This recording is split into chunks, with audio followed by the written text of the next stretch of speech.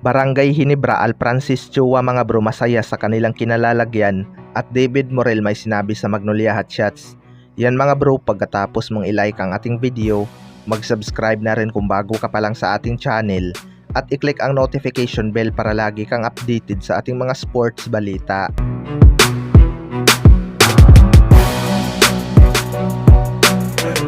So nasa top 2 na nga ng standing ang Barangay Hinebra mga bro matapos ang kanilang undefeated record since bumalik itong si Scottie Thompson. Kahit nawala itong si Jimmy Malonzo dahil sa injury, hindi naman sila masyadong naapektuhan dahil nag-step up nga itong si Ralph Ko. Masaya nga daw itong si Alfrancis Chua sa tinatakbo ng Barangay Hinebra ngayong elimination rounds mga bro. Kahit hindi ganun kasolid ang kanilang lineup ay nagagawa pa rin nilang mag-top 2 sa standing. Pero marami pa nga daw silang pagdadaanan ngayong conference upang makamit ang tagumpay. Sana lang daw talaga ay magtuloy-tuloy ang magandang laro ng kanilang mga players, lalo na itong si Ralph Ko na malaking bahagi sa kanilang opensa. Matik na nga kay Sistan ang scoring mga bro dahil yan naman talaga ang kanyang laro. Dati pa scorer na talaga itong si Sistan pero kailangan niya pa rin ang tulong ng kanyang mga teammate. So far consistent naman itong inilalaro ni Ralph Ko mga bro. At tumaas nga ang kumpiyansa nito matapos i-encourage ni Scottie Thompson na huwag mag-hesitate sa mga open shot. Sa kabilang banda naman mga bro, David Morel may sinabi sa Magnolia Hotshots. Ito ngang Magnolia mga bro ay tinalo nga ng Meralco Bolt sa kanilang huling laban. Hindi lang tinalo kundi tinambakan pa. Ang pinakamalala pa nga dyan mga bro ay first time mangyari sa kanila na malimit ng ganun kababa ang kanilang scoring.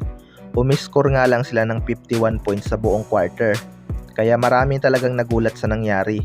Nasayangan nga ang ibang fans kay David Morel dahil pinakawalan nga daw nila ito kahit napakahasil ng player na to. Hirap nga itong Magnolia makipagsabayan ngayong wala itong si Gio Halalon.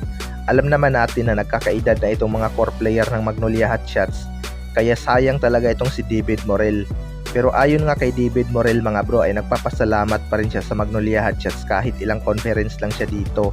May nagbukas naman ng bagong opportunity sa kanya, which is kinuha siya ng Barangay Hinebra.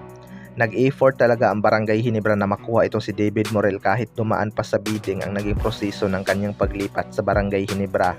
Dahil mag-sister team nga sila mga bro, hindi nga pwede na direkta itong makuha ng Barangay Hinebra kaya ganun ang naging proseso.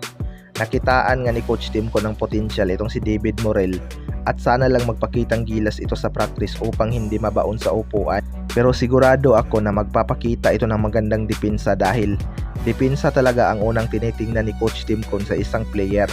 Kaya abangan na lang natin. Kayo mga bro, ano masasabi nyo tungkol dito?